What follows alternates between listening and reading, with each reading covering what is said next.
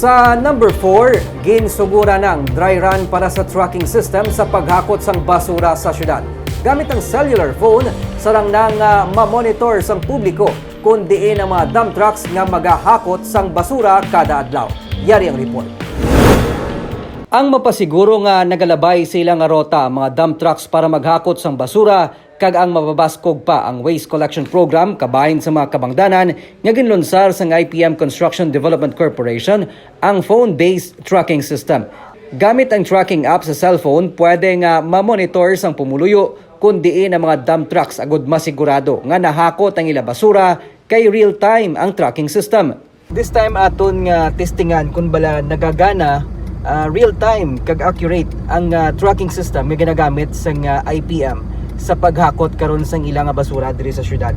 So click kita sa ginhatag man nga link sa nga makita sa Bacolod PIO Facebook page. Ang makita naton nagwa ang app sa IPM. May ara sang choices makita mo locate our trucks. So dry run pa lamang ini prat testingan naton IPM. May ari diri ari sa Barangay Villamonte. Timing, ari kita subong sa may area sang home site. So i-track naton, lantawon naton kung bala ari ni ang truck subong sang IPM kay naka-tracking di siya mga ka-digicast sa area sang Ilac Avenue. So ma-proceed kita dito, i-check naton kung ara ang truck. Suno kay IPM CDC Director John Vincent Mercado, phone-based ang tracking system nga nabase sa mobile data connection, gani wala masyado sang problema bahin sa signal. Yara pa lang ini karon sa phase 1 kag plano sang private contractor nga madugangan sang notification kag navigation ng phone app. Madugang man diri ang collection list agud masiguro nga nahakot sa mga palero ang mga basura nga na-assign sa ilang rota. To give more transparency, we're going to also include a collected name if that location has been collected. So, we are also doing simultaneous on phase 1 and 2. Ari kita subong na sa may Ilac Avenue sa Barangay Villamonte. Kag as truck, ari na ang dump truck sa IPM diri sa may Ilac Avenue.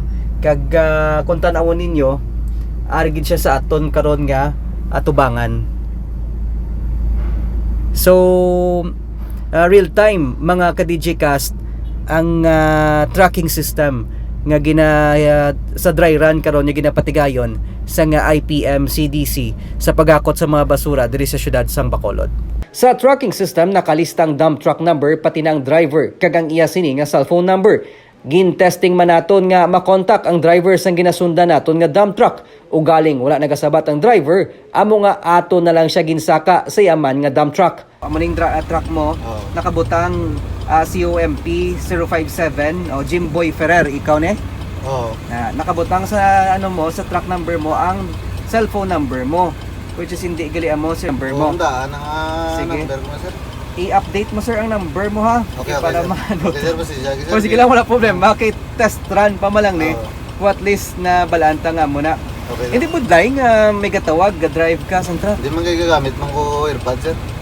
AirPods ka. So, okay man lang, sir, kay sa ano man nila para makwagit lang din malaktawan ang ruta. Sabagay, okay man na kay para mabalaan man nila nga ruta. Huwag man namong ginalaktawan. Pero anong sunod sa pamunuan sang IPM, padayon pa karon ang ilang training sa mga drivers kag mga garbage collectors agud nga mas mapasanyog pang ila pagserbisyo kadungan sang tracking system. Ginapatuman naman ang zonal schedule sa collection sang basura agud masolusyonan ang backlog sa hakotay sang basura.